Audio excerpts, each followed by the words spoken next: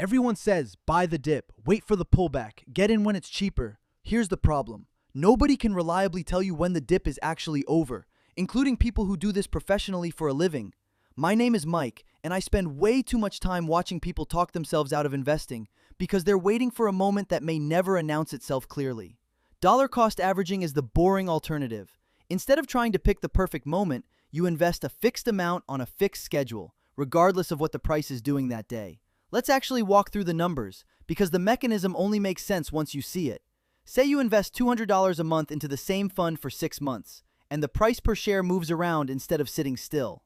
Month 1, the price is $20 a share, so your $200 buys 10 shares. Month 2, the price drops to $10 a share, so the same $200 now buys 20 shares. Month 3, it drops further to $8, buying 25 shares. Then it recovers, $15 in month 4, buying about 13 shares. $20 again in month 5, 10 more shares. And back up to $25 in month 6, 8 shares. Add that up. You've invested $1,200 total and you own roughly 86 shares. Your average cost per share works out to a little over $13, even though the price bounced as high as 25 and as low as 8 along the way. You never had to correctly guess which month was the bottom. The math did the guessing for you automatically, just by buying more shares when the price was low and fewer when it was high. This is a simplified, illustrative example built to show the mechanism clearly, not a real fund or a promise about how any actual investment will move. Now you might be thinking, doesn't investing a lump sum all at once usually do better than spreading it out? Historically, over long stretches of time, markets have trended upward more often than not, and lump sum investing has, on average, outperformed spreading the same amount out, purely because more of the money is exposed to that upward trend for longer. That's a real, commonly cited finding, and it's worth knowing honestly rather than pretending dollar cost averaging always wins. Here's what most people miss though.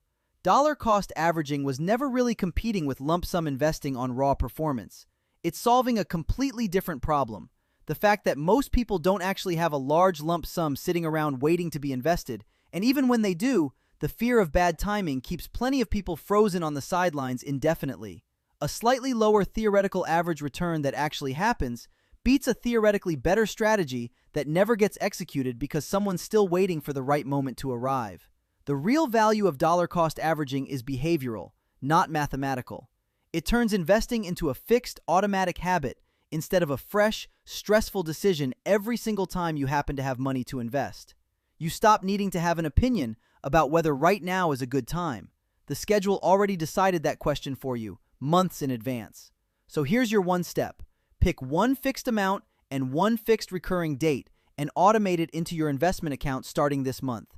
When the market drops, resist the urge to pause it. That's often exactly when your fixed contribution is quietly buying more shares than usual.